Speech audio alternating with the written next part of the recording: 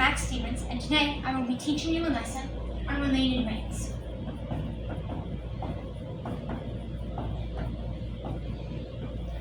Related rates is the calculus way of figuring out the rate at which something is changing. So, things you need to know before this lesson is the basic way to apply a derivative implicitly, and basic geometric functions will also help. Today I will be using the example of an underground conical tank with the vertex facing down. The first thing that Mr. Motor will always have you do when teaching you this is to read the problem multiple times. So let's read it for the first time. An underground conical tank, vertex down, is being filled with water at a rate of 18 pi feet cubed per minute. If the tank has a height of 30 feet and a radius of 15 feet, how fast is the water level rising when the water is 12 feet deep? Second step he will have you do is draw a basic picture.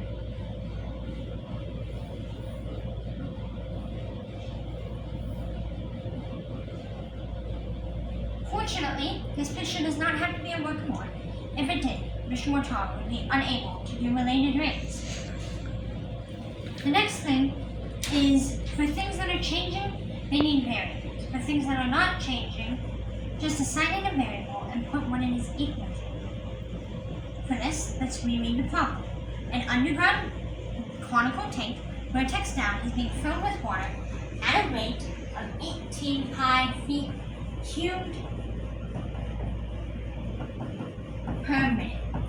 Now, this is the rate the water is changing with a specific time. So this is the derivative of the volume over time. If the tank has a height of 30 feet,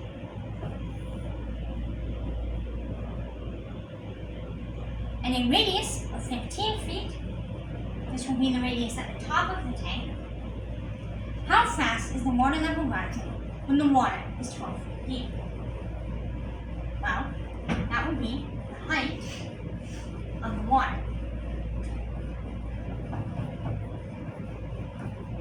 Because we do not have the radius for the water, we will just place order. Now the first thing you need to do, after variabilizing it, making sure everything is set, is to find some sort of equation that will relate all this information together.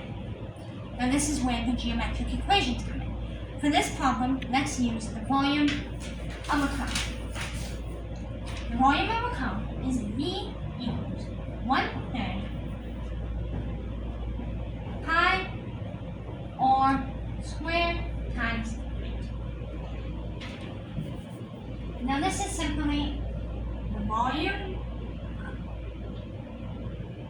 This is simply the volume equation. Now the next thing you will want to do is to be able to change all of this so that there is only one variable. In this case, we have or and h. In order to find or, we can use the fact of two similar triangles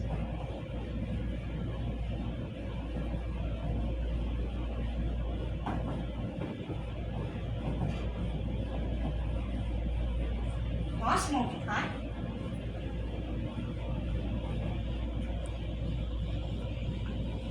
solve for or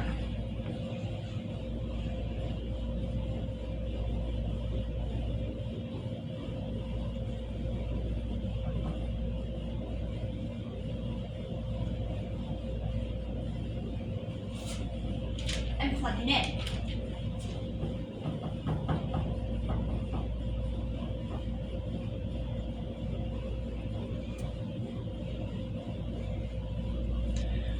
Now we can simplify this equation, so we wind up having V half over 12 times h.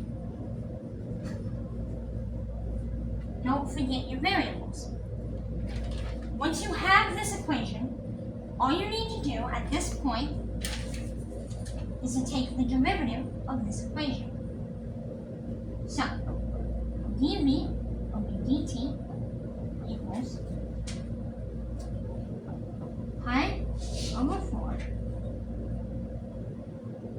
times times h cubed times 3h squared times dh dt.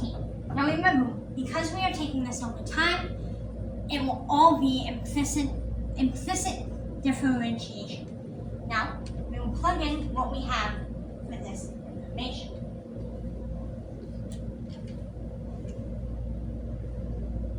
Which is 18 pi equals dv dt. Then we have pi times 4. Now h, 12 times 3 is 36, squared is 144. dh dt. Now in this case, dh dt is what we are trying to solve for, because that will be the rate at how fast the level of water is rising. We get a negative number, it would be the rate at how fast the water is sinking. But given we do everything right, we should wind up with a positive number. Now, all we have to do is solve for dh dt. 18 pi equals 36 pi dh dt. 18 pi divided by 36 pi, which winds up being 1/2 equals dh dt. Now, we must remember to add our labels. In this case, because we are working with feet in both equations in the same amount of time, you wind up with 1/2 feet per minute, or 1 foot per 2 minutes. This is not the best example of related rates. I hope this helps you a bit. This is my Calc final, and